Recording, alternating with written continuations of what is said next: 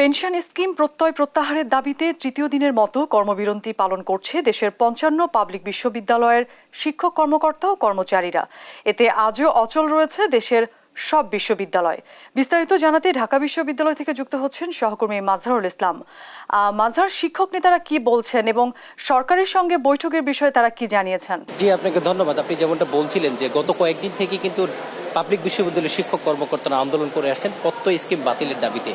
আজকে হচ্ছে আন্দোলনের তৃতীয় দিন। তা আন্দোলনের তৃতীয় দিনে এসে শিক্ষকরা কিন্তু তাদের দাবি আদায়ে অনড় রয়েছে।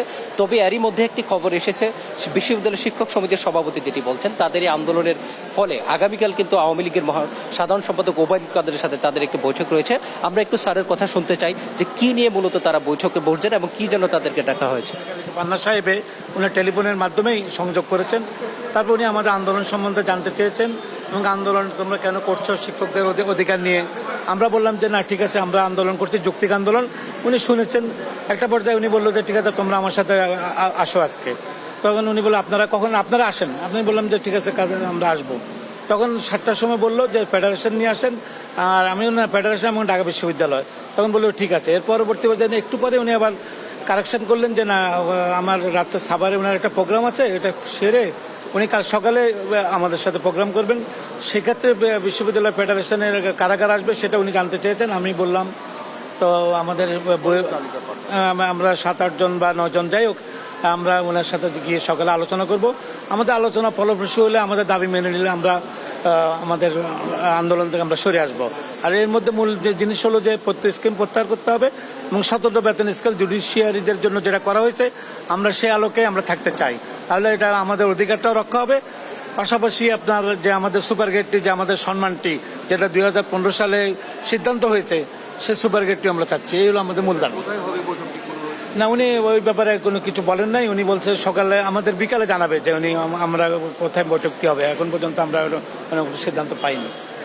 যে আপনি শুনছিলেন যে শিক্ষক সমিতির সভাপতি ঢাকা বিশ্ববিদ্যালয়ে তিনি বলছিলেন যে আন্দোলনের আজকে তৃতীয় দিনে এসে মূলত ওবায়দুল কাদের তাদেরকে বৈঠকে ডেকেছেন। তবে বৈঠকে মূলত কি বিষয় নিয়ে কথা হবে সেটি মূলত এখনো ঠিক হয়নি এবং কোথায় বৈঠক হবে সে বিষয়ে কিন্তু এখনো তাদেরকে জানানি। তারা যেটা বলছে, আজকে সন্ধ্যার পরে মূলত তাদের জায়গাটি জানানো হবে। আগামীকাল মূলত বৈঠকটি হওয়ার কথা রয়েছে।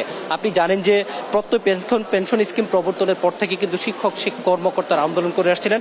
তারা যেটি বলছিল যে বিদ্যমানদের সুযোগ সুবিধা বর্তমান পেনশন ব্যবস্থায় আছে, প্রত্যয় চালু হলে সেই বিদ্যমান সুযোগ সুবিধা থেকেও তারা বঞ্চিত হবেন।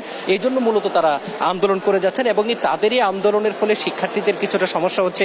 এটি সমস্যা হলেও তারা মূলত পরবর্তী তাদের দাবি মেনে নিয়ে মূলত তারা ক্লাসে ফিরে যাবেন। আপনাকে একটি কথা জানিয়ে রাখি, গতকাল কিন্তু অর্থমন্ত্রী বলেছিলেন যে শিক্ষকরা প্রত্যয় স্কিম বাতিলের দাবিতে যে আন্দোলন করছে, এই আন্দোলনটি একেবারেই অযৌক্তিক। কারণ হচ্ছে এই স্কিমে মূলত নতুন যারা জয়েন করবেন তাদেরকে এই প্রত্যয় স্কিমের আওতায় নিয়ে আসা হবে। কিন্তু শিক্ষক নেতারা বলছেন মূলত তারা তাদের কথা চিন্তা না করে পরবর্তী প্রজন্মের যারা মেধাবী শিক্ষার্থী বা যারা বিশ্ববিদ্যালয় কর্মকর্তা কর্মচারী বা শিক্ষক হবেন তাদের কথা ভেবেই কিন্তু তারা আন্দোলন করছেন। তাদের এই আন্দোলনটা শুধুমাত্র তাদের জন্য না।